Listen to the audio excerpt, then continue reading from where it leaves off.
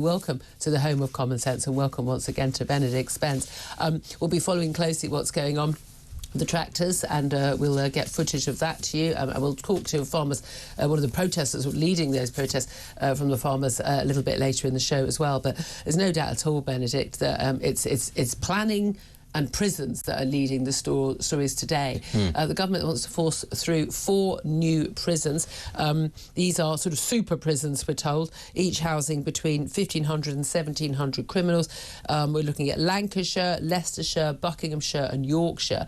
And they are now going to be forced through by the Housing Secretary, Angela Rayner, under this sort of this rule, which basically, if it's a matter of national importance, a building should go ahead, even if local people, and we have had huge objections from local villages in rural parts of the country where these are being built. They say, look, we need to tackle prisons overcrowding crisis, and look, we all demand more prison. We want criminals to go to prison. There aren't enough prison spaces. We need to build more prisons. We tell the government to build more prisons, and then when they say we're going to build a new prison here, local people object. Is this the right thing to do? Not the right thing to do? If you live near one of these prisons, have you planned for? Do you support it? Do you object to it? I want to hear your reaction, so do get in touch. 0344 499 1000. You can text the word talk and your message to 87222. You can send us a message on X at TalkTV. Calls are charged at the national rate. Text costs £1 standard network rate message. Of course, it's free to text to tweet us, and it's free to leave a message on our YouTube page as well. It's also free to listen to Benedict Spence and his opinion. I'm always in two minds on this one, because of course we need to build this stuff, and you can't build this stuff completely in the middle of nowhere, because you need people to be able to get there to go and work there. You need your prison officers and your cleaning staff and all of that, don't you? But normally you need food. You need food. You can't just build. You can't build prisons all in the outer Hebrides. You can't do that. But with that attitude. Do what? Yeah. Well. Have we tried? That might deal with things. But, maybe the Chagos Islands. But fundamentally, do I want a prison at the end of my road? No, I don't. So I can understand both sides on this. Where do you stand? I think, in principle, it's correct that the government is able to say we're going to build a prison or a piece of infrastructure of national importance, and it not be just overruled by the ludicrousness that is our current planning situation. It is out of hand. I do hope, though, that specifically for this, because we find ourselves now in a position where we have a massive shortage of these things, that these things are not rushed through, that as well as giving them the power to sort of overrule local concerns, the whole thing is fast-tracked to the point where mistakes are made. Actually, this isn't the most opportune place for it to be put. Maybe building, standards aren't quite up to scratch because it has to go up very quickly. I mean, it's very difficult. When we say very quickly, we are not 4 to 5 years. We're not talking Nightingale hospitals in 2020s nonsense. No, but this is a personal bugbear when it comes to the standards of construction in this country in this present day and age. The standard of most things that goes up is not what it used to be. Ugly. It's not built to last. Well, we don't care so much about a prison. No. If it's in your local area, then I'm not talking about having it beautiful for the people, the lags inside. I'm saying if you're going to have a prison nearby, I don't think it costs anything more to design something that looks like not completely horrible. Look, I think one of the main reasons people object to whether it's a block of flats at the end of the road or new housing development or whatever it is, I think the main reason people object, and quite rightly, is how sodding ugly everything is. That's true. And even when they do big housing estates, you can just see this patronising sort of way that these fancy architects who live in white stucco houses and absolutely beautiful houses, and they in Edwardian or Georgian terraces, and then they're building these horrible things with sort of horrible square windows and but paint the balcony red because the poor people like a bit of colour. It's patronising nonsense. And if you actually built homes that people wanted to live in that looked nice, even if it cost a little bit more, I think that would ease the pressure. And housing, by the way, that looks in keeping with the local area, which it never is. I had that thought as well, that if you just made it more beautiful, people would be on side. And then I read about all the objections there are to King Charles's developments in Poundbury from local people, and you think there is no helping some people. They will just oppose anything. They will. Look, I'm one of those people that I do actually have. I get little notifications from my council if there's any planning. If they're up to something. Any planning request within, like 100 metres. Just want to know, what is getting improve, what's going to... But I look at it and it's like, and I've organised objections to and helped stop things. You know, some trees coming down. You know, like if you want to move a lovely area with loads of nice trees, can you not move in and then chop all the trees down? They're local amenities. They're helping. You know, they're part of the environment. But you know, but also some things which do impact other people and stuff. You go, well, that, you know, that doesn't make any difference to any of us. But someone's going to improve their home. Great. I put planning in myself and had to make adjustments because of the planning rules. And it's about us all being civilised and understanding, isn't it? But when it comes to prisons, no, I'm sorry. No one is going to want a prison near their home. Of course they're not, but they all want prisoners to be secure. So it is one of those things. You know, other things are, you know, things like reservoirs. Nobody wants there to be a great big hole suddenly built in the field. A reservoir. No, I mean, you'd be surprised. I live in a rural area. Well, originally come from a rural area where actually there are plenty of objections when there are proposals to build these things for all sorts of reasons, be it environmental, be it the noise. Then 20 years later, everyone loves them. I mean, except, of course, people just forget that water. In fact, I was about to say it doesn't fall from the sky. Sadly, it literally does. But we don't keep it. We don't keep it after it falls from the skies. But we're told prison is going to run out. Prison's going to run out of space again within a few years, despite 14,000 new places being built. Some of the questioning of the Justice Secretary Shamima Begum today. Shamima Begum. We were talking about Shamima Begum on the show yesterday. I do apologise. We now have an interview with the new Syrian Justice Minister, Shamima Begum. Shabana Mahmood. I do apologise. I'm poorly today. I'm so sorry. My brain is not working at full speed. Syria is on the news agenda, so we were literally talking about her all day yesterday. That's why her name was in my head. I do apologise.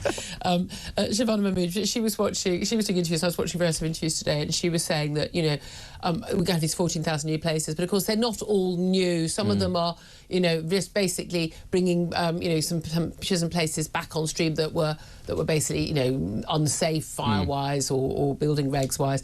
So again, we're not really increasing our prisons, but the fundamental thing is we're going to build a load of prisons, we're going to have an awful lot of people hacked off, we're not going to build enough prison places, and we're still going to be basically, according to this government, not sending so many people to prison because we don't believe that prison really works, apparently. To be honest, if you're going to go through the steps of forcing through legislation that allows you to build these things, you might as well build them at over capacity. I mean, this is the thing when it comes to... And this is the thing, actually, when it comes to the British government in general.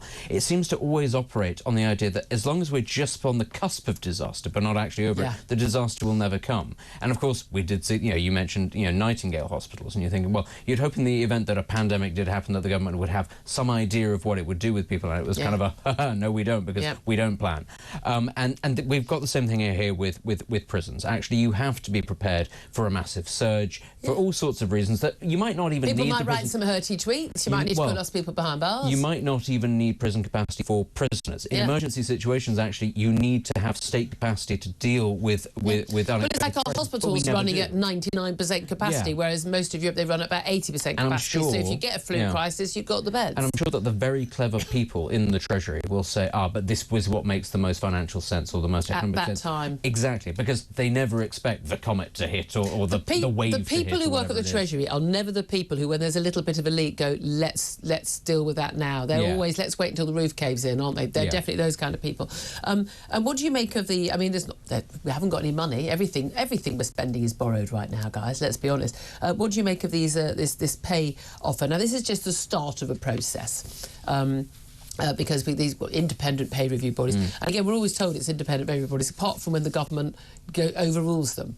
So it's not, they don't accept it all. But apparently, trade unions representing the public sector are very unhappy over this suggestion. The initial plan from the government is that for 2.8% pay rise, it's just slightly above the expected inflation rate next year of 2.6%. Of course, we are all still living with the aftermath of the pay rise. And I know even though we've got people who are getting large pay rises on paper, you know, 22% over 2 years, actually most people in most jobs, public or private, are still poorer today than they were a couple of years ago and 10 years ago because of the economic crisis as well. But unions are apparently angry. We've already got the RMT union. They've only just had a big pay deal, which was apparently supposed to sort the strikes out. If only everyone just got round the table and ate some Garibaldis and drank some tea, we wouldn't have strikes. But the RMT is announcing strikes on major UK railway lines over the Christmas period, on Avanti West Coast in particular. I mean, on the days people are most going to travel, 22nd, 23rd and 29th of December. I mean, we're just in a round of strikes. But they know now they've got their Labour paymasters, well, the union paymasters have got a Labour government, and they reckon they can just keep squeezing them. They do, and it's so frustrating because you understand, yes, everybody wants to be better off, everybody wants pay rise. People have been underpaid for a very long time, but many people are being left behind as a result of the policies of this government, not just the previous government, this government, and the decisions, what it is prioritising is going to leave lots of other people behind. It is stunting growth as well, which is ultimately how you end up getting the pay rises and the increased wealth, because there's more of it.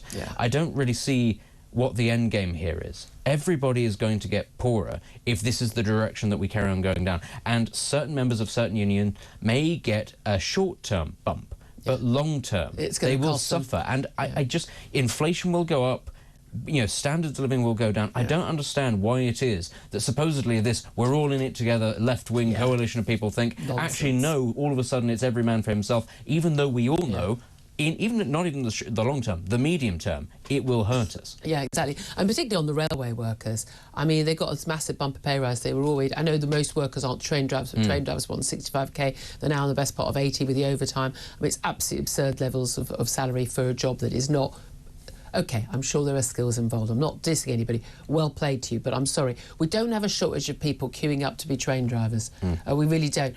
We haven't got a massive shortage of train drivers. It's just not an issue. But we do have a shortage of people who want to do lots of other key jobs, but we don't offer them the pay rises to get them. I mean, let's, you know, if we paid science teachers that much money, we might actually have enough people to teach science to our kids in schools. Let's also talk about, in terms of politics here, before we go talk abroad, the Reform Party, Reform UK. Nigel Farage announced yesterday Nick Candy, a billionaire, is basically he's come over to Reform UK. We've had lots of defections. Although Suella Braverman has denied she's going to defect to Reform UK, we've had a bunch of defections. There's definitely a sort of bit of mood music there. You know, I can even feel the way that the mainstream media is now treating Reform, taking them a bit more seriously, quoting Reform MPs in the comments rather than just disparaging and laughing at them, having to take them seriously.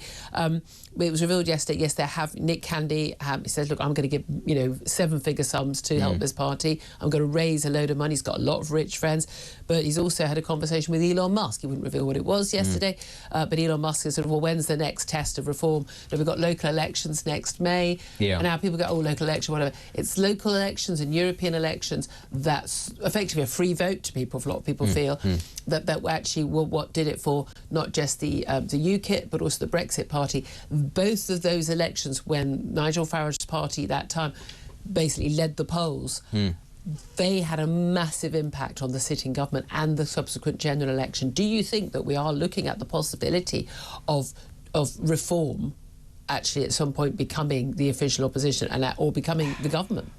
Not the government, no. Not in the short term, anyway. I think we're still at least 2 election cycles of repeated success and progress from getting close to that. Because, first and foremost, reform can't be the opposition if the Conservative Party survives. The Conservative Party will not be the proper opposition for as long as reform carries on this trajectory.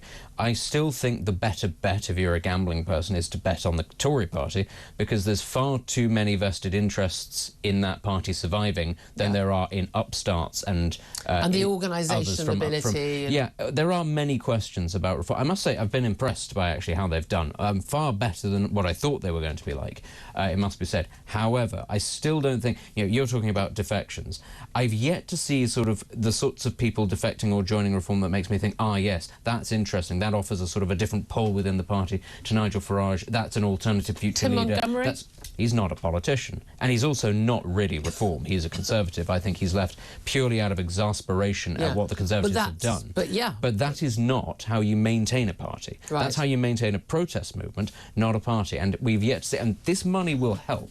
No question about this, and it's very interesting to see Elon Musk starting to take an interest in European politics. A lot of the tech bros who have now backed Donald Trump are going to do the same thing. There's a lot of money, and by the way, the left up in arms. Oh, you're absolutely happy to have Zuckerberg and all that. When he was on their side, but I mean, this is the thing. Also, this is because this is the tech pros taking on special interests. They've decided, right, are we interested in big pharma or big guns or whatever? You know, the NRA. No, actually, we can just go straight to the point and donate ourselves. And it's going to be the same in Europe, because they do see Europe as just just an addendum of the United States culturally, which it is ultimately. But they see that also as good for business because, of course, the European Union is very pro-regulation. But that's what you're going to see, a lot more sort of foreign intervention, if you like, or interest in British and domestic politics. Reform going in the right direction. Still not there yet, but of course we're still in the first year of this Parliament. There's lots of time for that to change.